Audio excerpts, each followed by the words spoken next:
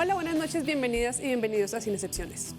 Hoy vamos a hablar de una realidad que por mucho tiempo ha estado rodeada de vergüenza y señalamientos, como si se tratara de una agresión a la sociedad, la moral y la religión, o como si fuera una afrenta que mereciera ser castigada, cuando en realidad se trata de una decisión cargada de valentía y resiliencia que además de merecer toda nuestra admiración, necesita de todo nuestro apoyo. Vamos a hablar de las madres cabeza de hogar. Mujeres que o bien decidieron seguir adelante con un embarazo a sabiendas de que el padre de su bebé no estaba dispuesto a asumir la paternidad, o que tras crear lo que ellas creían era una familia amorosa, un día se vieron solas asumiendo el hogar, o que tras perder al padre de sus hijos, tuvieron que hacerse cargo de la responsabilidad económica y emocional de sacar adelante una familia. Mujeres valientes y luchadoras, que pese a ser la génesis de muchísimas familias, suelen ocupar lugares secundarios o invisibles cuando se trata de hacer memoria dentro de los árboles genealógicos. Las madres cabeza de hogar, antes llamadas madres solteras, como un gesto de condena por el atrevimiento de procrear sin estar casadas, y como una manera de invisibilizar totalmente la responsabilidad de los hombres que deciden abandonar a sus hijos, han tenido que esperar varias décadas para que su realidad sea asumida por la sociedad, no solo sin discriminación, sino además con un enfoque de género que aliente la creación de marcos normativos acordes con sus derechos y necesidades, pero además de estudios suficientes que permitan entender por qué es tan frecuente ver a mujeres jóvenes asumiendo solas la crianza de los hijos, qué tiene que ver en este fenómeno la feminización de la pobreza y por qué darle la espalda a ellas es darle la espalda a la sociedad. En este proceso de reconocimiento, que quizás comienza en 1979 con la Convención sobre la Eliminación de todas las formas de discriminación contra la mujer, han sido muchos los peldaños conquistados que pasan desapercibidos para muchos de nosotros, pero que son fundamentales para una cantidad enorme de mujeres.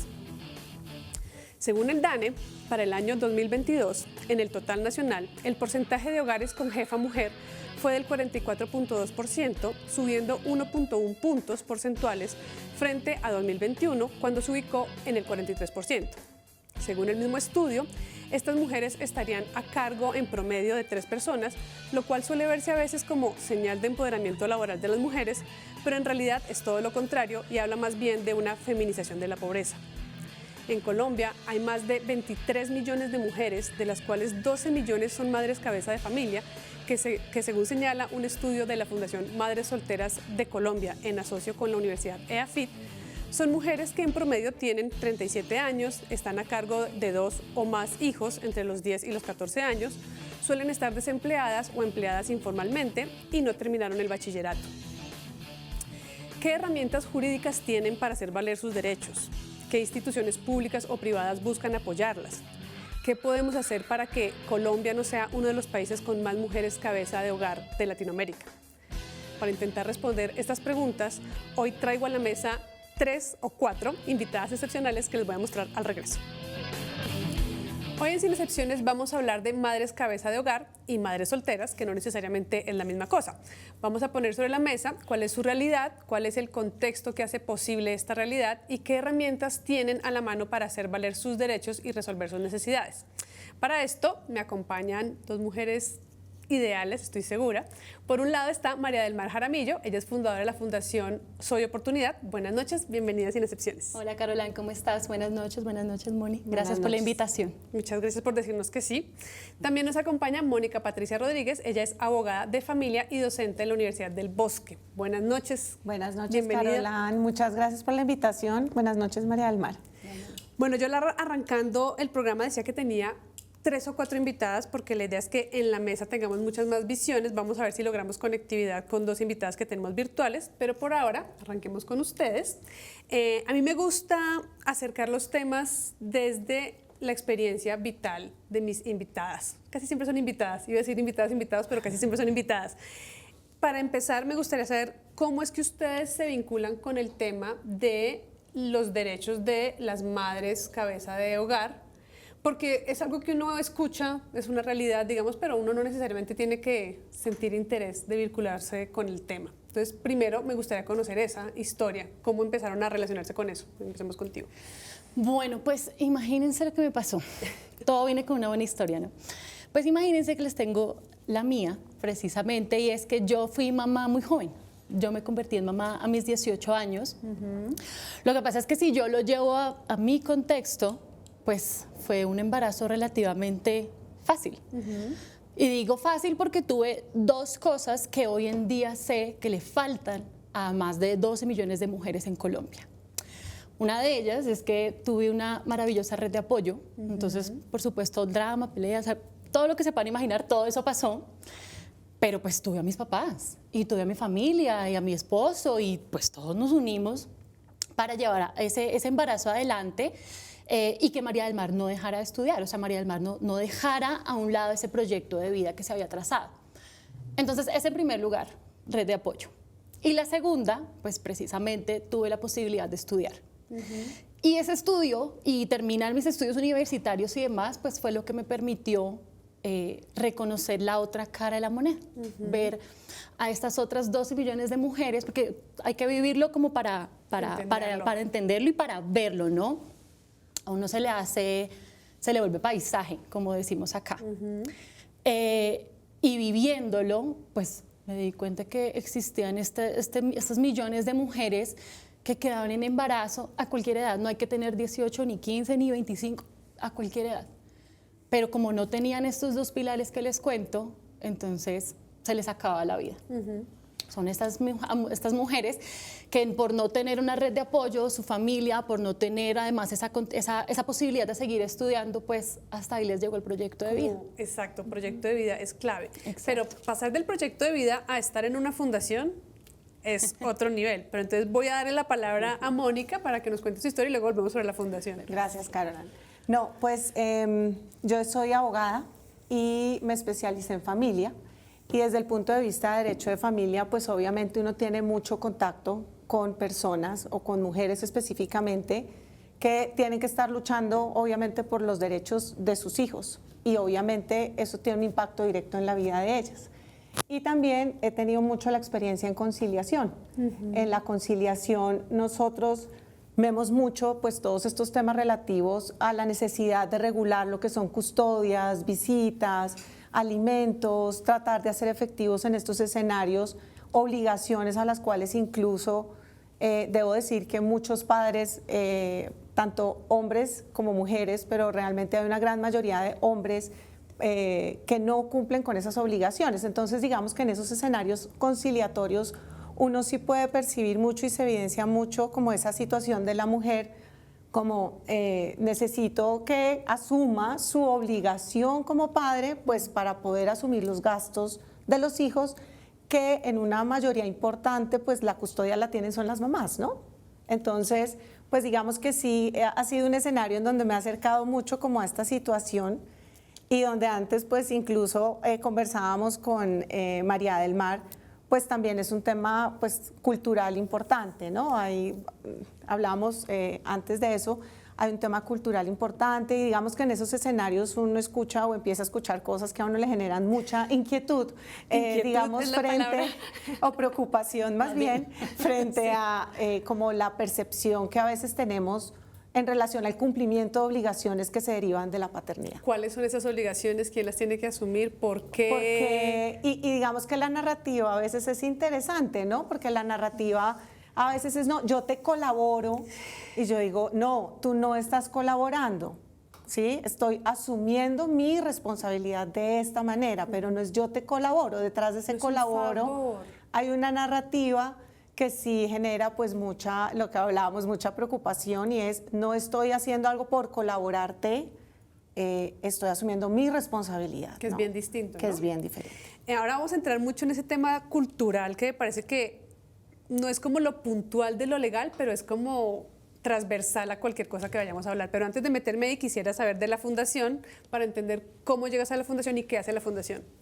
No, pues imagínate que la fundación la creé yo porque me cansé, me parecía incoherente saber que por tener algunos privilegios pues podía vivir de cierta manera y continuar y todo sería maravilloso, pero para esas mujeres no. Entonces decidí, yo soy abogada también precisamente, pero pues dije no, me voy a dedicar más bien a ayudar a estas mujeres de una manera un poquito más práctica, lo veo yo, más desde la realidad y desde la inmediatez, que es tal vez el mayor problema que tienen todas las mujeres con las que estamos trabajando.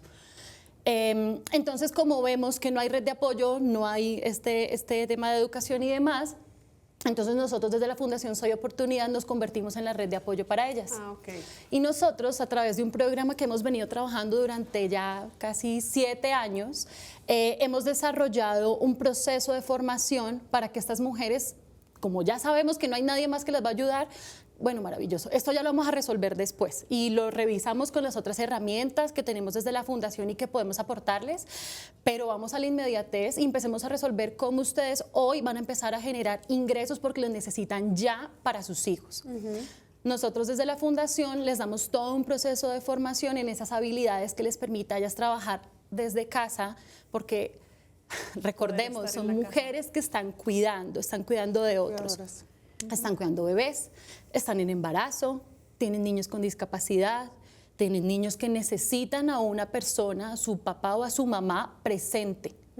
Si el papá no está, adivinen quién queda. Claro. Desde la perspectiva de lo cultural, a mí es que me parece, racionalmente no tiene ningún sentido que quien más necesite ayuda quede más abandonado. Racionalmente, uno diría, pues, ¿cómo así que no hay red de apoyo? O sea, ¿cómo así que esa es la realidad promedio? Ustedes, desde su experiencia, ¿a qué creen que se debe esto?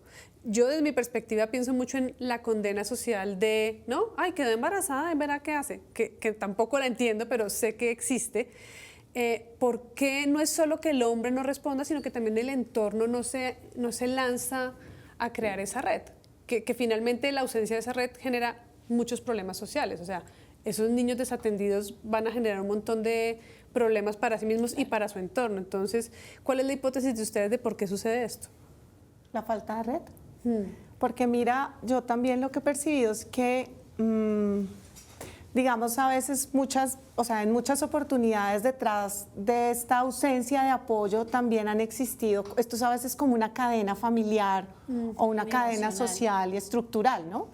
Entonces tú ves como la mujer que, pues digamos, quedó al frente como de liderar toda la situación y le toca empoderarse a la brava, digámoslo así, pero a veces veo que también viene de un sistema de esa misma naturaleza, es decir, creo que a veces hay como un tema estructural en donde mi mamá también vivió esto de alguna manera y ahora me toca a mí y yo lo asumo, ¿no?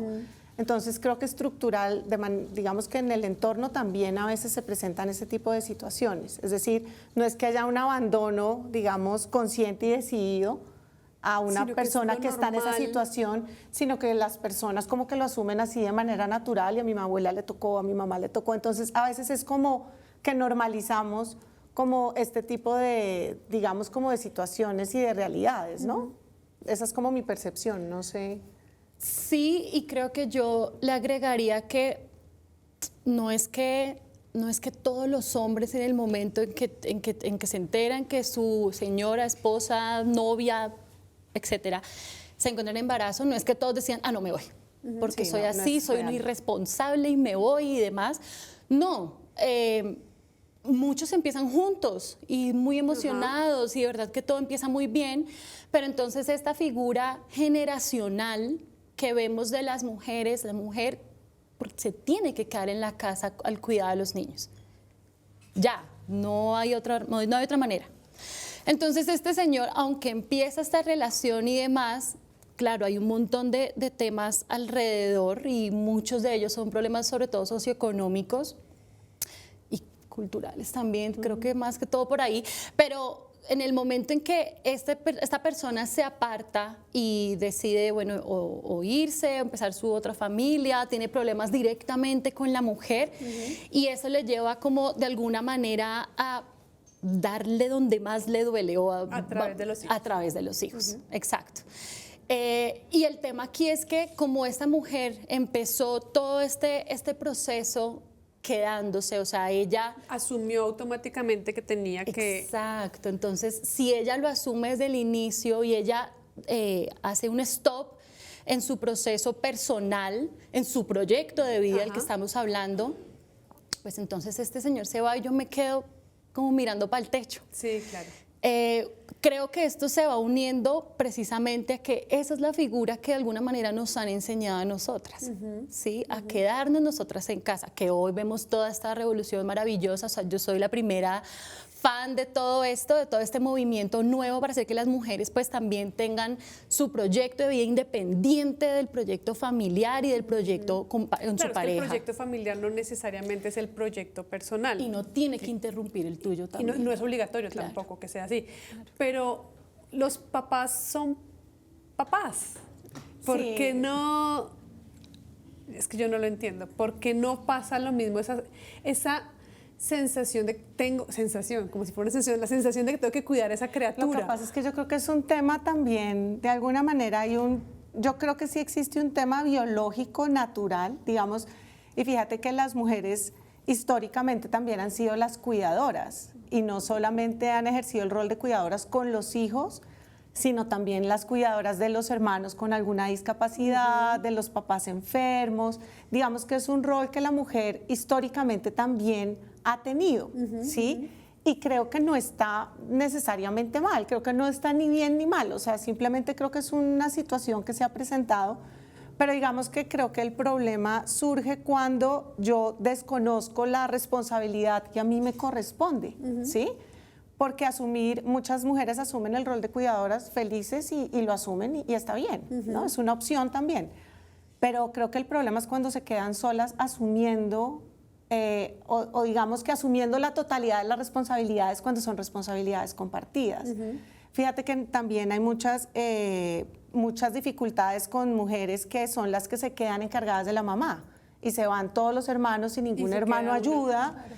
Son, no sé, 8 hermanos y solo una es la que vive con la mamá, cuida a la mamá, sostiene a la mamá. Entonces, también yo pienso que históricamente hay un rol de cuidador que existe y creo que el problema, digamos específicamente, por ejemplo, en cuanto a los niños, también es que y no voy a generalizar porque estaría mal generalizar, hay muchos hombres que cuidan. Sí, Hoy en día también hay que decir que hay muchos hombres que son los que cuidan, digamos que ha crecido más, ¿no? Ahora hay más hombres que se quedan a cargo de los hijos y la mujer es la persona a la que hay que reclamarle alimentos y que ejerza... pero sigue siendo una media más sí, digamos que en la dominante. mayoría son las mujeres, claramente, pero sí hay una realidad social que digamos, hay una variación ahí que creo yo que es importante. Pero sí creo que hay un tema, digamos, de asumir la responsabilidad y específicamente en cuanto a los hijos, de yo cómo asumo la responsabilidad de tener este hijo, cómo apoyo a la mamá.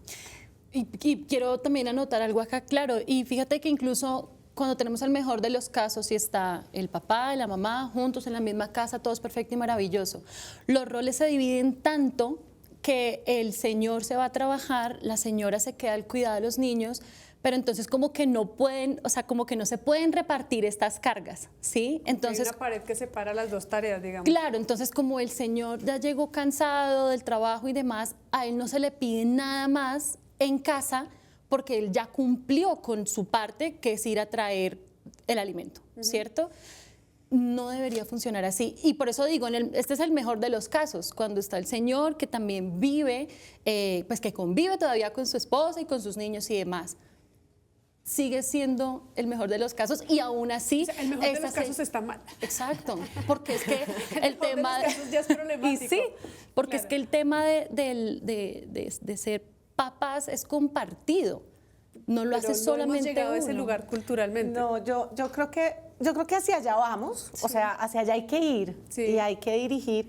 Digamos que hoy en día también a nivel jurídico se presenta mucho y es el tema de la custodia compartida, ¿no? Entonces, también eso, creo que hoy en día hay muchos hombres que dicen, si yo quiero asumir, digamos, equitativamente, no solo una cuota y ser un proveedor, sino que yo también quiero estar y hacer parte de la educación de mi hijo y cuidar a mi hijo. Entonces, digamos que hoy en día y desde el año más o menos 2018, 2019, pues ya hay ya se puede revisar el tema de la custodia compartida en la cual se evidencia pues que hay hombres que sí pues quieren como participar más activamente, pero insisto, no es la mayoría y no es como el patrón general, ¿no? Digamos que es más bien Pues esporádico. es que patrón general fuera ese, ustedes no estarían Hoy aquí sentadas. ni sentadas aquí ni haciendo lo que hacen, digamos. A partir de esa experiencia, ¿cuáles son como los puntos críticos más frecuentes en torno a apoyar a una madre cabeza de hogar?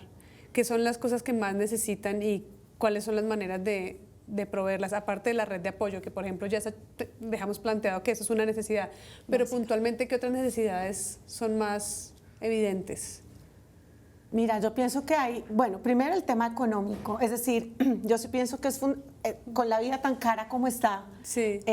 Asumir uno los gastos de sostenimiento de los hijos, creo que es muy importante la responsabilidad económica del otro progenitor. O sea, creo que es fundamental, no es un tema de decir te colaboro, porque es que yo digo eso y a mí me da, no estás colaborando, o sea, estás asumiendo Pero tu muchos hombres responsabilidad. creen que es colaboración. Exacto, es que el hecho de que lo narres de esa manera, el hecho de que utilices esa palabra, ya evidencia cuál es tu mentalidad, ¿no? O sea, me parece que es una palabra muy, muy fuerte. Entonces, creo que el tema económico, y ahora hay otro tema, y es el tema del cuidado del hijo, o sea, el descanso.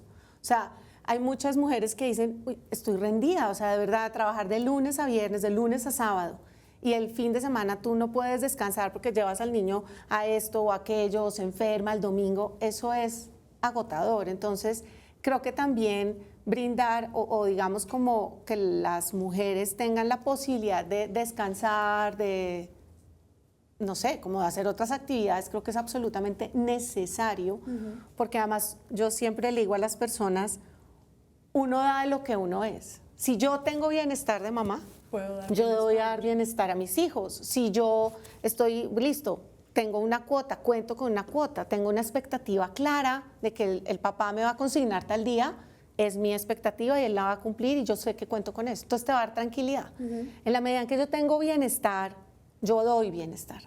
Pero si yo estoy mal, si yo estoy reventada, si no cuento con los recursos, si estoy agotada, pues yo tampoco puedo dar bienestar. No, y obviamente van a ser unas crianzas Complicadas. complicadas que generarán complicaciones Claro, sociales también, a nivel macro. Eso es como una Ausencias. onda expansiva. Tú hablabas de que buscan solucionar como rápidamente, de manera muy pragmática, porque son necesidades del día a día. O sea, una mamá no se puede quedar esperando que, bueno, dentro de un mes resuelvo, si el papá no consigna lo que prometió el día que lo acordó, pues ya se desbarajusta la semana, la quincena, el mes. Claro. ¿Cuáles son esas soluciones que ustedes pueden dar que tú has visto que funcionan en esos casos? Bueno, esto ha sido un tema de ensayo-error durísimo porque en el mejor de los casos yo diría, lo que hay son oportunidades de trabajo. Yo puedo entrar hoy a cualquier portal de empleo y van a salir un montón, ¿o no? Pero yo tengo que volver a pensar con qué población estoy trabajando. Estoy trabajando con mujeres que están cuidando a otras personas 24/7. Son mujeres que así yo pueda dejar a mi hijo en un jardín, en ese jardín va a estar medio tiempo. Así esté todo el día. Yo igual tengo que cumplir un horario que a veces es imposible de cumplir, sobre todo cuando es una persona cuidando a otras. Entonces nosotros nos hemos puesto en la durísima tarea de empezar a hablar con empresas, con organizaciones que tengan o que quieran crear con nosotros políticas de trabajo remoto con inclusión, ¿sí? Con enfoque de género. Estas empresas necesitan gente para trabajar. Ya después de una pandemia que digo yo, de verdad ha sido el único regalo que me ha dejado esa pandemia, fue precisamente entender que sí podíamos trabajar desde la casa. Que existe y ya está regulado el trabajo remoto. Ya entonces, está además, pero entonces nadie lo quiere, como todavía tenemos ese miedo, porque pues nos encanta estar encima, vigilando, pero cuando nosotros desde el trabajo que estamos haciendo les demostramos a estas empresas, oiga, yo le puedo capacitar un grupo inmenso de mujeres que se trabaja, serían las mujeres más comprometidas del planeta porque lo necesitan. Venga, dígame qué necesita, qué quiere, así, dígame, yo aquí anoto qué quiere que le enseñemos, tal cual. Entonces nosotros les enseñamos a ellas esas habilidades y luego las enviamos a la empresa para que la empresa haga su proceso de selección y empiece a trabajar con las mujeres. Ahora, no, esto se demora, porque pues María del Mar, me estás hablando de trabajar en un computador, un call center, voy a irme al ejemplo del call center. muchas de esas mujeres no tienen ni siquiera, no saben cómo prender un computador. No tienen un computador. No tienen, sí. El celular que tienen es el único para una familia de 5 personas. Y está viejito, está partido, no tiene buena Mal señal. plan de datos, etcétera. Exacto. La red, sí, claro. Nosotros entonces casi que nos vamos ajustando a esas necesidades que vamos encontrando. Por eso les digo que esto es un tema de ensayo-error. Claro. Entonces, listo, vemos que tu celular está viejito, que de pronto está fallando, no tienes buena conexión. Hagamos una plataforma virtual, una plataforma que tú puedas además descargar ese contenido. Te vas al parque donde sabes que hay Wi-Fi, te descargas la información, te la llevas a tu casa, haces las actividades, vuelves a tener internet, pues vuelves a subirlas. Eso por un lado. Pero entonces, y asimismo, pues hemos enfocado todo este programa de formación desde la alfabetización digital. Claro. Porque ahí es donde están las oportunidades. Mejor dicho, si voy a hablar de trabajo remoto, pues vamos a hablar de trabajo remoto y vamos a enseñar esas habilidades de trabajo remoto. Pero eso toma tiempo, eso toma mucho tiempo. Pero es una alternativa muy viable teniendo en cuenta la realidad específica de estas mujeres. O sea, lo es, además porque hoy, esto sí me da mucho orgullo contarlo, encontramos un montón de empresas que dicen, oiga, me gusta, hagámoslo. Nosotros queremos trabajar con mujeres, nosotros queremos ayudar, o sea, queremos irnos, dejar el tema de la donación y hablemos de inversión más bien. Y vamos a invertir en este proceso. Estás formando personas, estás dándole la posibilidad de empoderarse, Exacto. porque no es solamente ayudar acá, sino es hacer que la persona se encuentre, tenga otras posibilidades, darle otras herramientas súper chéveres. Y por supuesto, esto que les cuento de alfabetización, pues va acompañado de todo, ¿no? No es, venga y le enseño y mire a ver qué hace después. No, hagámoslo completo entonces, hablemos de habilidades blandas, hablemos de emprendimiento, ¿por qué no? Hay muchas mujeres que hoy en día han salido de nuestra fundación con emprendimientos súper exitosos y les va muy bien porque aprenden las herramientas mínimas desde el marketing digital, por ejemplo, que es donde más pueden vender. Siempre les digo, vamos con todo, con el... ¿Cómo es? Con el 20% de nuestro esfuerzo, el 80% de nuestros resultados. Así es como nosotros les decimos, porque yo sé que están cuidando, porque tienen todo su tiempo, está destinado a cuidar a otra persona. Entonces usemos el tiempo que tengo disponible para aprender. Igual, aunque ese escenario es muy positivo, yo sigo sintiendo que eso hace parte de la supermujer, que le toca volverse la supermujer a las trancas, a los porrazos igual, porque igual es un escenario muy seguro para que la familia siga creciendo armoniosamente, digamos, pero sigue siendo un escenario de tú, berraquita, dale, que tú puedes, que digamos es histórico, o sea, todas las familias colombianas se han levantado así realmente. Entonces yo en el siguiente bloque quiero que hablemos como de qué le está dando el Estado, las leyes a estas mujeres y qué deberían estar cambiando los hombres, porque entonces estamos rodeadas de supermujeres y de hombres que no cambian, que no crecen, que no. Pero entonces de eso vamos a hablar ahorita después de esta pausa. Hoy en Sin Excepciones estamos hablando de madres cabeza de hogar o madres solteras, que necesariamente no es lo mismo, pero que se vinculan mucho y que abren la puerta a un montón de temas. Les había dicho en el primer bloque que de pronto teníamos 2 invitadas que se iban a conectar virtualmente, no fue posible, así que vamos a seguir con ustedes 2 aquí desarrollando el tema. Cerramos el bloque anterior hablando de la creación de supermujeres, digamos, a partir de esta realidad tan compleja que es sacar adelante hijos, asumir una carga económica y emocional y física realmente muy intensa. Y como que la vía que hemos encontrado o que han encontrado las mujeres en esta situación es volverse unas berracas. Y sí, entonces tenemos una sociedad llena de mujeres berracas, pero que ni la sociedad reconoce esa berraquera, creo yo, ni generamos un cambio en esos hombres. Los hombres como que no siguen teniendo un, hey, despiértate. Ahí ya entrarían como las herramientas legales, ¿no? La ley, ¿qué está haciendo la Constitución? ¿Qué tenemos legalmente a mano para hacer que los hombres también se vuelvan superhombres? Pues mira, son como muchas, creo que hay como muchas visiones. Digamos que en este momento se me ocurre frente a esa pregunta, pues, y digamos, trayendo el hilo conductor de la sección anterior, hay como varios, o por ejemplo, si miramos el tema frente a los niños, ¿sí?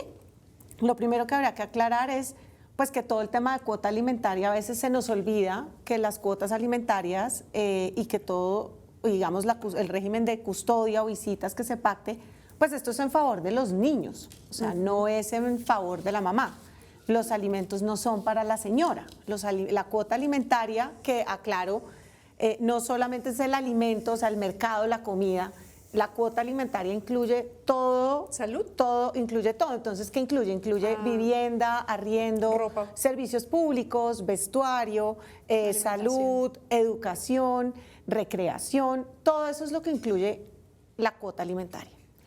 Esa cuota alimentaria, lo que les decía, está pensada, o digamos que lo que busca cubrir son los gastos del menor. El Código de Infancia y Adolescencia señala, y también el Código Civil, ¿cómo se fija una cuota alimentaria? ¿Quiénes deben alimentos? Entonces deben alimentos el padre y la madre a sus hijos. ¿Y cómo se fija la cuota? Entonces hay que determinar cuáles son las necesidades del niño o de los niños. Y el otro criterio que se tiene en cuenta es cuál es la capacidad económica de los padres, porque no solamente es en función del niño, también hay que mirar mi capacidad económica, nadie está obligado a lo imposible. Entonces son como las dos cosas que tenemos que revisar simultáneamente. Y en esa medida se establece la cuota alimentaria. También hay que aclarar que la cuota, a veces he escuchado, es que le toca 50-50. No, no es 50-50, es clara la norma cuando dice que se fija de acuerdo a mi capacidad económica y cuáles son los dos que dan alimentos, los padres. Entonces, si la mamá gana el doble o el papá gana 5 veces más, el padre tendría que asumir 5 veces más o proporcionalmente la cuota del menor. Porque si no sería injusto, imagínate, yo me gano 3 millones de pesos, yo me gano el mínimo y los dos tenemos que poner 500.000 pesos para los gastos del niño. Entonces, si yo me gano el mínimo, pues estoy entregando la mitad. Pero el que se gana 3 millones, pues le queda como más plata. Y digamos que no es la carga, digamos, sí, no es una carga proporcional. Entonces, eso es el tema de los alimentos y la ley lo tiene previsto de esa manera. También frente a los alimentos, pues hay que decir que los alimentos, digamos que la ley también tiene establecido un monto máximo para dar alimentos y es hasta el 50% de tu ingreso. Es decir, mi hijo puede necesitar de todo, pero pues si yo me gano 2 millones, me doy 1 millón es lo máximo a lo que la ley me puede obligar a dar, porque yo también tengo que subsistir. Y es importante también aclarar que ahí se incluyen todas las personas a quienes debo alimentos. Entonces, si yo tengo un hijo y me gano 2 millones, entonces 1 millón es para alimentos. De ese millón, si tengo 5 hijos, a cada hijo le corresponderían 200.000 pesos. O pero si solo tengo un hijo, es 1 millón. Fregada. Claro, pues entre más hijos hay, pues más hay que, o sea, es el mismo pedazo de pastel de la torta que se distribuye entre más. Claro, pero las 5 mamás, digamos, si fueron 5, quedan con un cunchito de nada. Exactamente, pero también hay que pensar pues en que el padre tiene que subsistir, o la mujer, o el otro tiene que parar. Puede empezar por ahí. Sí, ya, basta. Sí. Entonces, fíjate que eso es lo que establece la norma. Y en ese marco es que nos movemos, ¿no? En ese marco legal es que nos movemos cuando vamos a fijar la cuota. Entonces, eso es lo que tiene previsto la ley, ¿sí? E insisto, eso es lo que tiene previsto el Código de Infancia, el Código Civil, y digamos que nosotros nos movemos pues en ese, cuando llegamos a hablar concretamente, lo que tú dices, ¿qué es lo concreto, qué es lo que aterrizo? Es esta. Claro, pero una cosa es el marco legal y otra cómo se modifican los escenarios cuando llegamos a la mesa de concertar o de negociación. Yo estoy mordiendo la lengua. Cuéntanos. No, claro, es que quería precisamente decir eso, claro, maravilloso. Ese es el marco. Exacto, y maravilloso cuando esto, de verdad, si yo lo aplicara tal y como funciona, lo juro que sirve, lo juro que funciona. Pero como aquí empezamos con una maravillosa escala de grises, entonces, y hablamos de eso ahorita, porque son casos que nos pasan a nosotros todo el tiempo. Entonces está el señor, tiene su trabajo y listo, y vamos, digamos que está, y en el mejor de los casos, está vinculado en una empresa. Pero este señor aparte tiene bienes, este señor aparte tiene un negocio, este señor, mejor dicho, tiene un montón de, pues como de ingresos extra, pero si él no los declara en esa conciliación, cuando van a una comisaría de familia y se sientan y dicen, bueno, esta va a ser nuestra cuota y demás, si él no los, si él no dice pues que tiene otros ingresos, pues simplemente, no, yo me gano un mínimo. Él puede decir, pero Entonces, ¿puede decir lo que quiera? Pues, a ver, lo que pasa es que hay como dos tipos de escenarios. Entonces, uno es el escenario conciliatorio. La conciliación es un escenario en el que se invita a las personas a que resuelvan sus conflictos sin la intervención de un juez o de un tercero que decida por ellos. ¿Cómo se hace conciliación? Las comisarías de familia antes manejaban mucho el tema de conciliación para alimentos, visitas y custodias. Sin embargo, por una reforma de hace muy poco tiempo, 2 años más o menos, lo maneja directamente Defensoría de Familia. Hay algunas comisarías que hoy en día lo siguen haciendo, pero realmente por ley ya le correspondería a Defensoría de Familia. Y también centros de conciliación. Entonces, ¿qué sucede? Que es un escenario donde no es un escenario probatorio, porque no es un proceso judicial. La conciliación es un escenario donde digo, bueno, ¿tú cuánto ganas? Se hace de buena fe. Sí, conversadito. Es conversado, y digamos que detrás de los escenarios conciliatorios, y yo creo mucho en las conciliaciones, detrás de los escenarios conciliatorios existe como el interés de que las partes aprendamos a comunicarnos, aprendamos a resolver los conflictos, no le dejamos en manos de un tercero, pero no es un escenario. Pero si estoy en ese escenario es porque claramente en la casa no fuimos capaces de decir cuánto me vas a dar por... Sí, eso es verdad. A veces, pero realmente muchas veces es importante esa figura que ayuda a mediar. A veces mira que las personas no conocen. Como un tercer espacio. Como exactamente. Es un tercero que además puede aclarar temas normativos, que puede abrirles como, mira, esto es lo que normalmente diría un juez, o esto es lo que dice la ley. Entonces, ¿qué pasa en esos escenarios que nos dice María del Mar? Que claro, como no es un escenario probatorio, claro, yo tengo unos criterios objetivos para decir, pero si tú dices, no, yo no tengo nada, yo solo me gano el mínimo, ¿cierto? Pero andas en carro, vas a vacacionar a ciertas propiedades o lo que sea, uno dice como, pero no entiendo. Pero si en ese escenario conciliatorio la persona dice, me gano el mínimo, claro, las personas pueden optar. O llego contigo a un acuerdo, y ese es un acuerdo que me tienes que cumplir, porque tiene el mismo efecto de una sentencia, y es igual de aunque sea en la estancia conciliatoria. Aunque sea en esa estancia, tiene los mismos efectos de una sentencia, es obligatorio, es vinculante, lo tienes que cumplir. Pero, entonces, o puede que yo acuerde y digo, listo, me das 200.000 pesos, ¿cierto? Pero no es un escenario probatorio. Cuando ya hay... en los escenarios probatorios ya es un proceso judicial y ya es un juez el que dice de cuánto es la cuota que yo tengo que pagar. Pero cuando pasan esos escenarios, ¿cómo los manejan ustedes? Mira, y de verdad, o sea, yo necesito decir que yo creo mucho en la conciliación, y hay algo que repetimos mucho y tú me dices si lo estoy diciendo mal, pero siempre repetimos es mejor una mala conciliación que un muy buen pleito. Un buen pleito, ¿cierto? Ok. Listo. Siempre partimos de ahí, además porque es más rápido, de verdad, lleguemos a un acuerdo y ya, y listo, y te quitas este problema de estar pidiendo pues, que te cumplan con lo mínimo.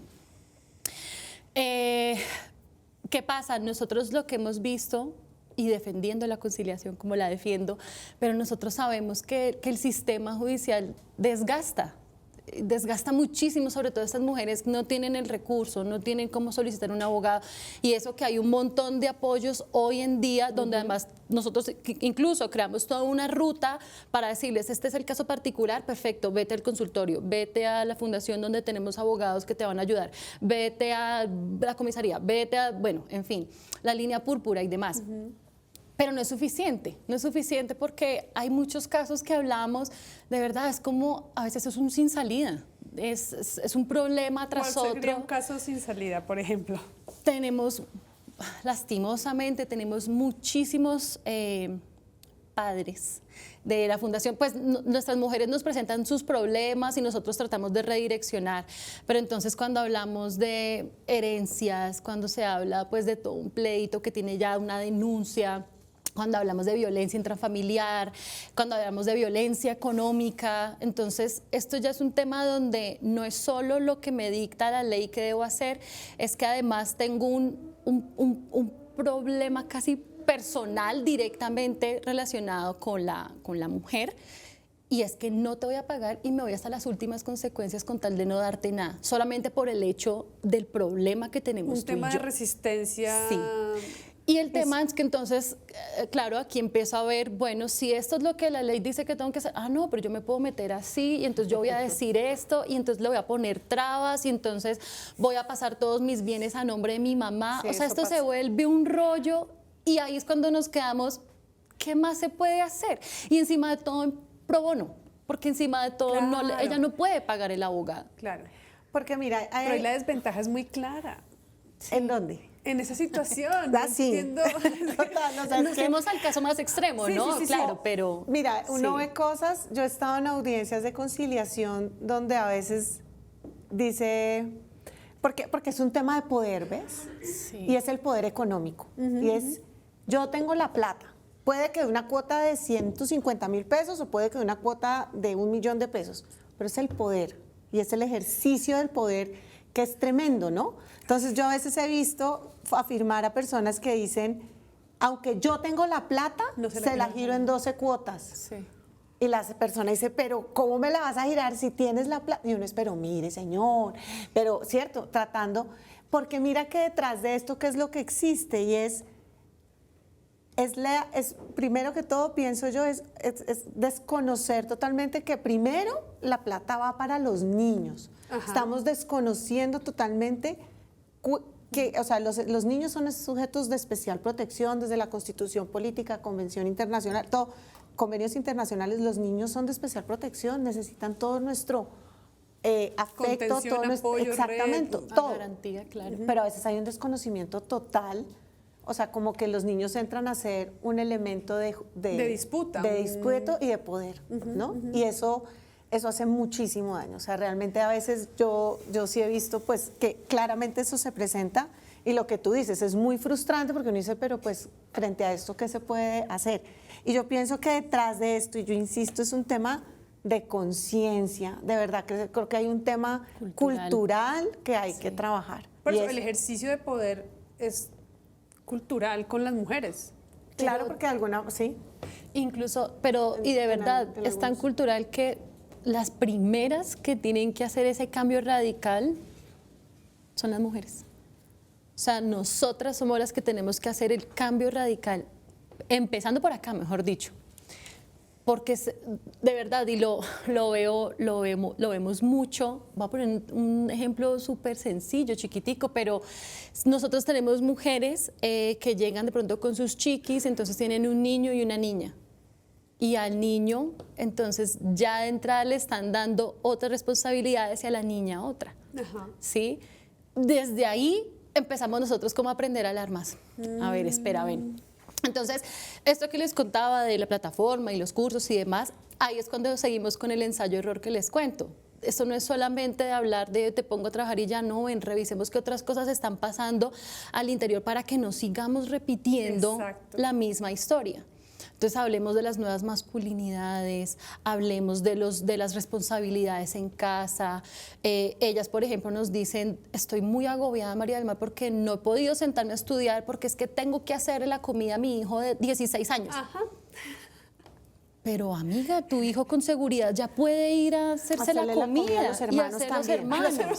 De paso. Claro. Claro. Entonces son cositas chiquitas, pero vamos prendiendo alarmas. Pero mira que ahí estamos hablando de perpetuar un aprendizaje generacional de mujeres berracas, que mujeres berracas, que mujeres berracas, y no hay giro a ¿y dónde está el hombre consciente de sus responsabilidades, sus capacidades? Porque también es como, oye, no eres un impedido, o sea, todo esto lo puedes hacer tú también. Entonces, ahí quería preguntarte si en la Fundación también tienen como esa línea muy clara, porque mientras hablamos sentía yo que hay muchos de los temas que estamos tocando que tienen que ver con el feminismo, pero yo no veo al feminismo súper encauzado con las madres cabeza de hogar. Como si no fuera, a mí me parece una súper causa, una súper tarea, pero no sé si ustedes en sus movidas vinculan lo que hacen con feminismo o con las luchas del feminismo, digamos. Es O sea, que- existe la economía del cuidado y esas cosas, pero pensando en madres cabeza de hogar. Yo voy a decir algo súper impopular, pero lo voy a decir. Ok. Pero igual lo voy a decir. No, mentira, pero a mí el tema, yo trabajo con la economía del cuidado, ¿cierto? Pero yo me quedo como sin herramientas cuando me dicen es que sí, alguien debería pagarle a esa señora que se está quedando en la casa. Alguien debería encargarse, o sea, como que decimos siempre, sí, esto es muy importante y hay que hablarlo, pero y ahí queda. Eso por un lado. Y eso es lo impopular que voy a decir, nosotros hemos romantizado mucho el tema de la madre cabeza de hogar. La romantizamos. Entonces, es la mujer berraca, echada para adelante, que sacó a sus 7 niños adelante ella sola. Entonces, casi que se vuelve, yo puedo, y entonces pues me toca a mí, sufrido, y la vida tiene que ser dura para mí, para que valga la pena. No, no debería ser así.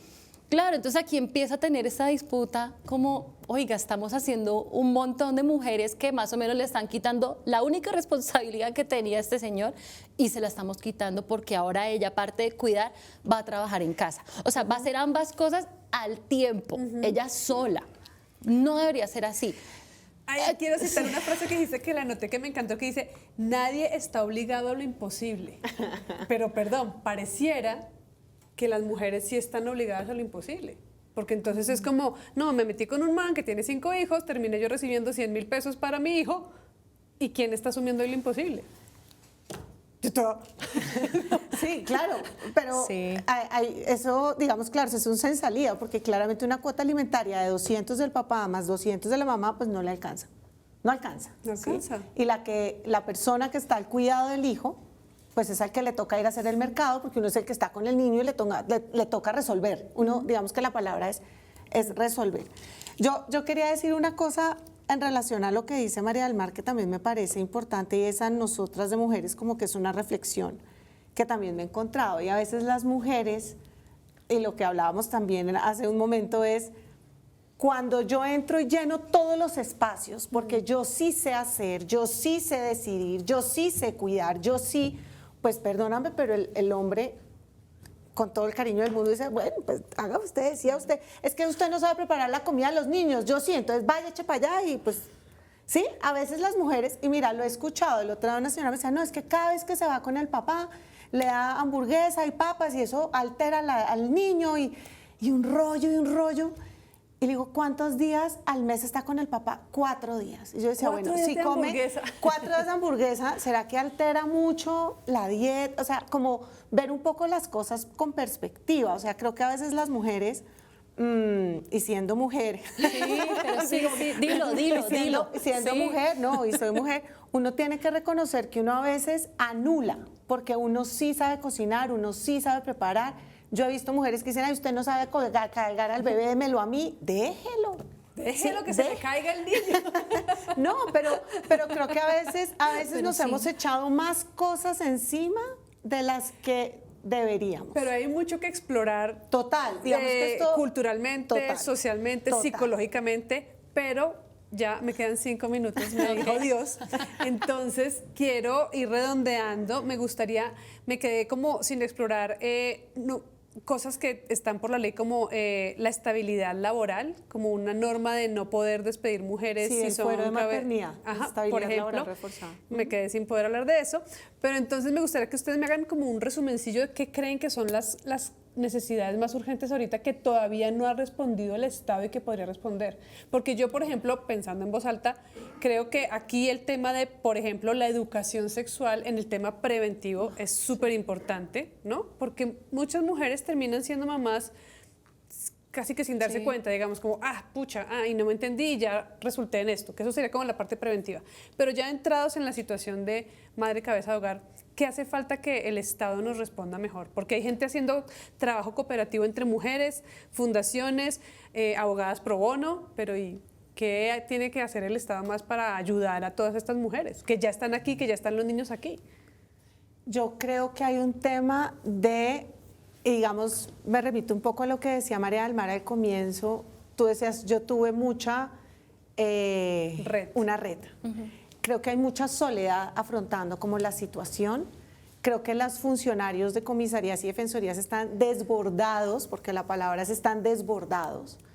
y creo que se necesita más acompañamiento. Por ejemplo, qué chévere sería, como de golpe sucede en otros países, en donde hay un acompañamiento a las visitas, hay como un acompañamiento más a cada familia, a cada situación, frente a si se hacen las visitas, si no se hacen las visitas, cómo va la mujer, cómo se va sintiendo la mujer, como más acompañamiento, más seguimiento, y también desde el punto de vista emocional. Creo que eso es fundamental. O sea, creo que en eso las mujeres están solas y van, y gracias a Dios hay fundaciones, por ejemplo, la que María del Mar ha puesto hoy acá de presente, pero creo que sería eso. Listo. ¿Y tú, María del Mar, cómo nos cierras? Me voy, creo, con todo lo que hemos hablado, creo que hay dos cosas adicionales que deberíamos estar trabajando ya.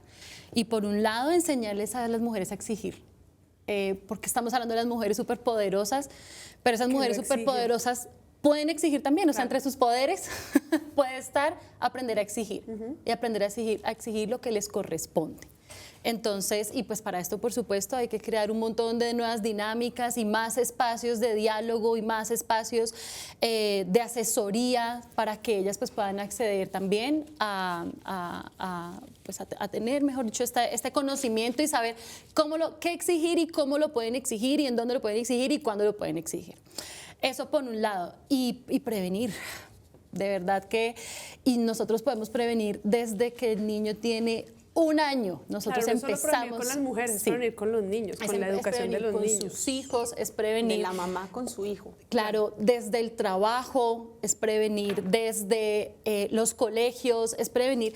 Hay demasiadas instituciones donde nosotros estamos todos los días, todo el tiempo estamos inmersos en diferentes instituciones, desde que somos muy pequeños. Hay que prevenir desde ahí. De acuerdo, y pues muchas gracias, creo que la conversación estuvo muy buena, yo me hubiera quedado aquí mucho más tiempo, gracias por decir que sí, a ustedes gracias por venir a su cita cada 8 días y nos vemos dentro de 8 días otra vez. Gracias.